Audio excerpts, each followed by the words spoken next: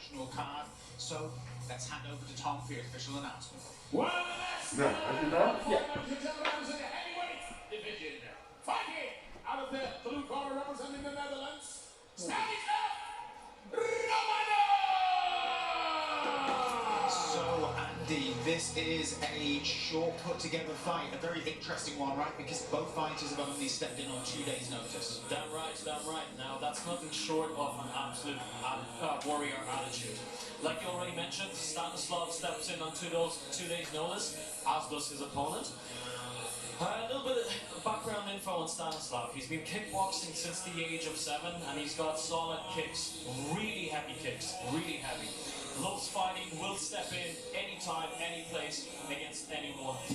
Like I said, an absolute warrior attitude. Yeah, you certainly, a lot of people say that. A lot of people say, oh, I'll fight anyone, anytime, anywhere. Most of them don't just say 2 days notice who. And the reason that there are 2 is that there were other fights being made that were happening, and suddenly here we're left with, you don't need this fight, but 2 fighters on a fight card with 11 wonderful fights, but 2 fighters are available, they want to fight, they both say, let's do it, who am I fighting? I don't care. I just want to fight. Yeah, you have nothing but admiration for that sort of attitude, that approach.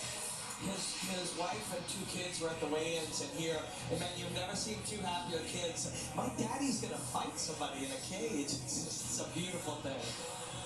Yeah, sorry, we don't always think of MMA as a family sport, but the amount of sacrifice you need to put in to do this, requires in many ways a support family unit. I'm ready to pass over for the second fighter.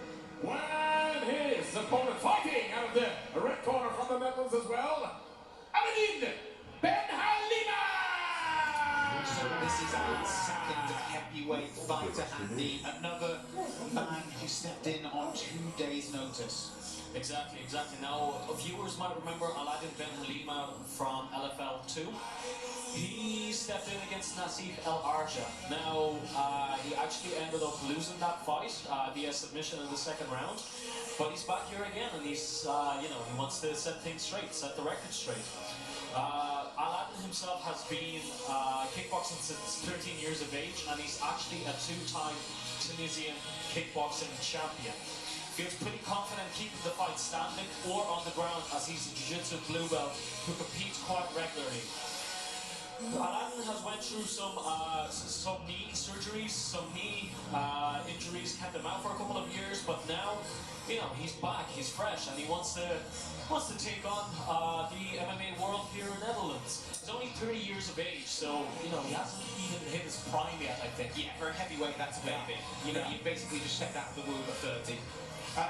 So both these fighters, 2 days' notice. How does that play into tactics here, Robin? Does that mean that they both just fall back on their most comfortable? So there was another heavyweight that one was going to fight, and then maybe the other one was available, and suddenly that heavyweight's out, and they're both like, sure, we'll fight each other. It's even Steven. Both have the same amount of preparation and the same amount of notice. Let's see what happens in this fight.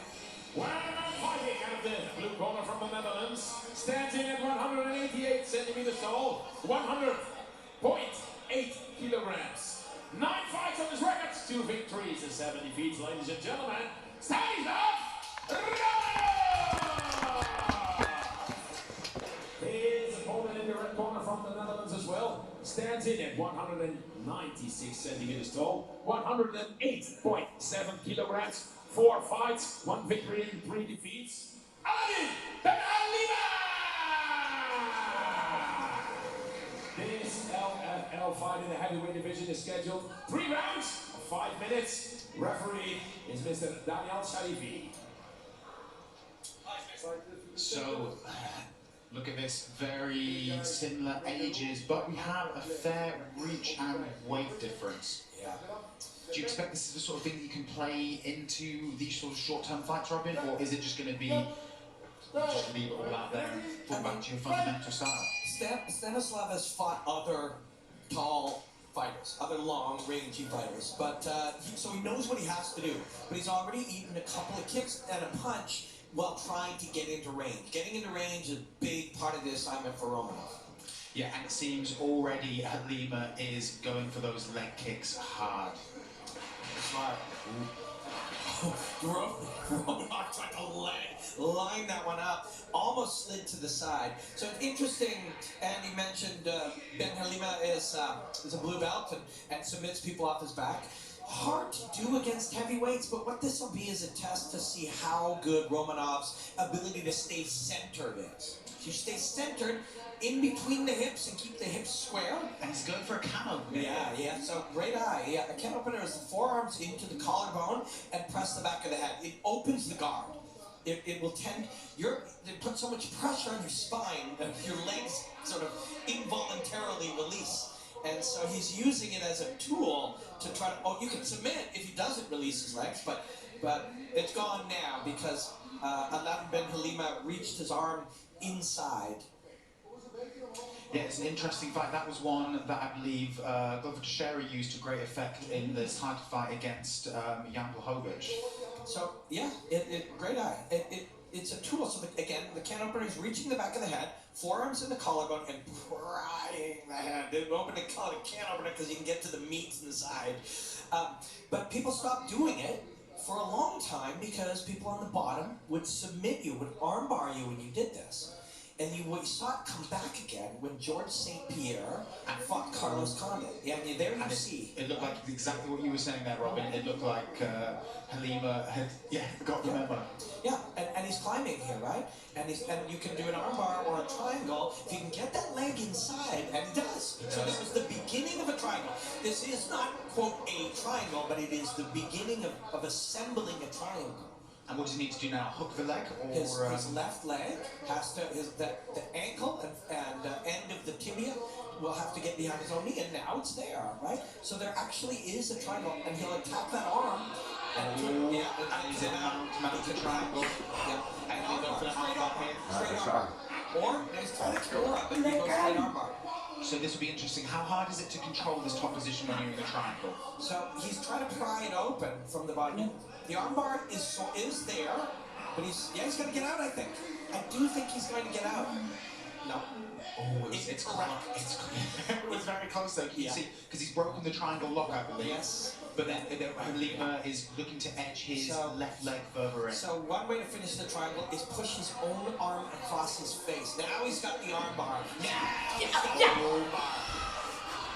The triangle is open, but the armbar is on. Yeah, that's some cool stuff. I know, he's trying to get the armbar is there. Yeah. Oh, ja. En op de grond. Lekker. Oh, Ali! Armbar. Is het bij elkaar? Ja. Nee joh! Ja, ik tik hem af. Versus blue. Smart, simple, crafty, like really fun sequence for heavyweight fighting to see submissions starting from the back. You don't see it that often. Hij kwam op de grond weer, omdat hij uitgleed, hè? Oh, Ali!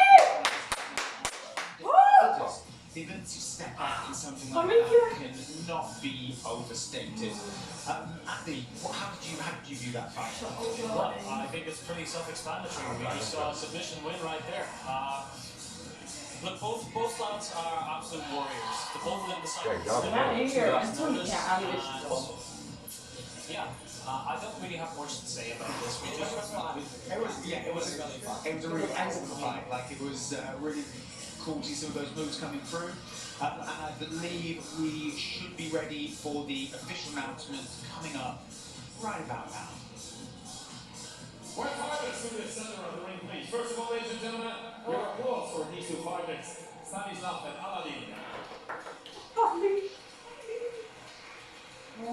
When the winner of this fight by tapped out armbar after 3 minutes and 15 seconds in the first round is the man in the red corner, Aladin Ben Halima.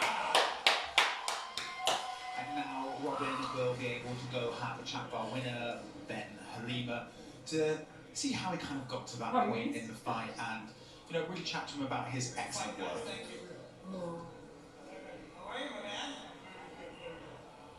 Let's get this on you, but please, I don't want to speak for you, but I think there's two people to thank. One is Stanislav for a great fight, and second is your jiu-jitsu coach.